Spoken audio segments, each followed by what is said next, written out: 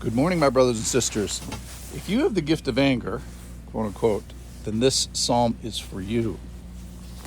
Yesterday we left David, who gave us this great image of the Lord bending down to draw up the bent over.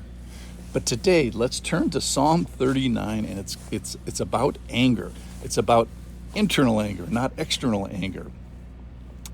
Here's how you know if you have an anger problem. So this will encourage your listening interest. If your anger interferes with or has interfered with one relationship in the past, you have an anger problem.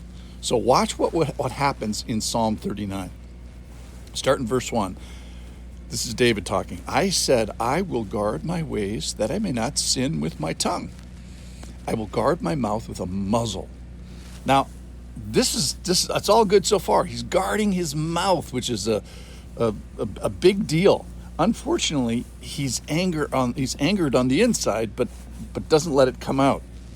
So his internal life, his internal thoughts, and the internal temperature of David's heart is being judged. It's like you have a thermometer, and it's not just the external temperature. The Lord judges the heart, and the Lord accurately judges this internal temperature. And David is running hot. He has a heart that runs hot, and in other words, he's gonna sin inside. So we shockingly said, for those of us that run hot, and especially for well-trained, polite people, the most practical, important, and probably helpful psalm that you can turn to is Psalm 39.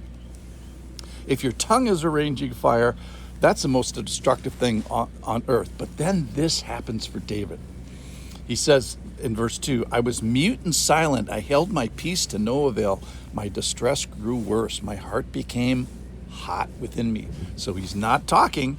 He's just burning within. He holds his peace, but he gets no peace on the inside. I shut my mouth and I shut inside the burning anger.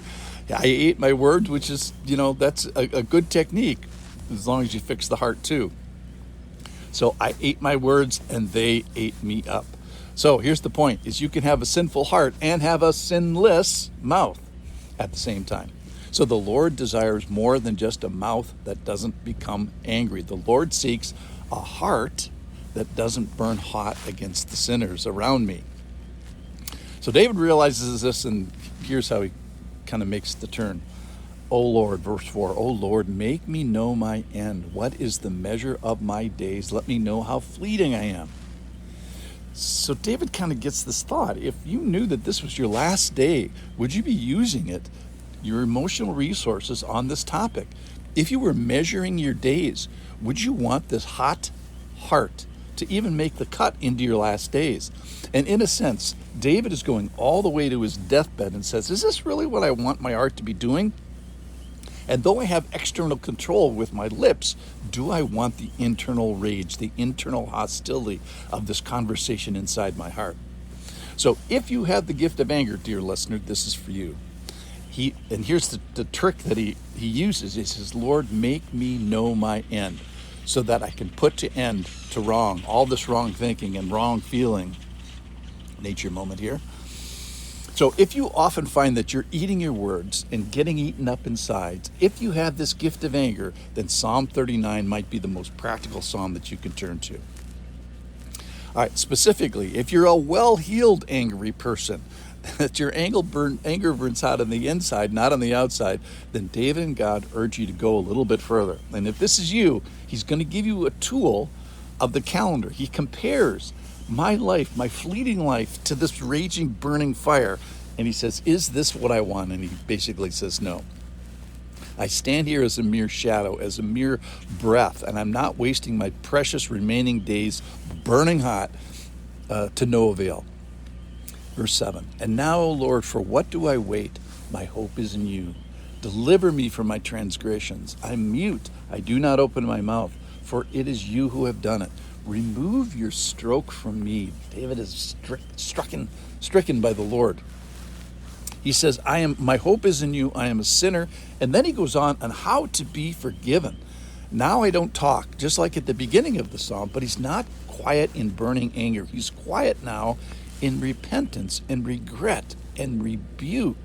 But this time he's trying to do it in a holy posture. I am mute before you.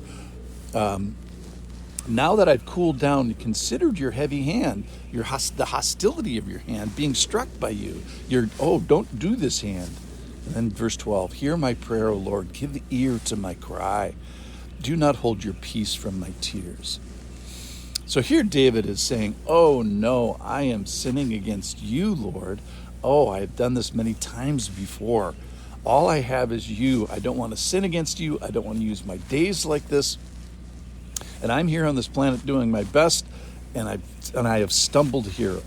I'm a weepy mess. He cries here and cries out to the Lord, and he gives the Lord his regret.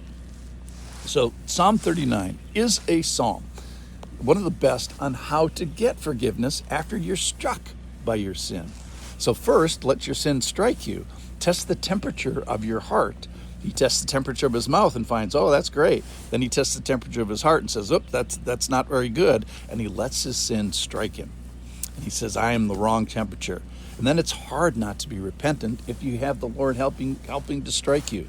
So then he turns to the Lord and realizes how small, how fleeting he is, how short his days is. And he says, I don't want to spend my days like that.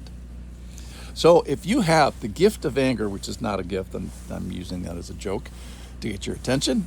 If you have the gift of anger, then Psalm 39 is for you. Thanks for listening.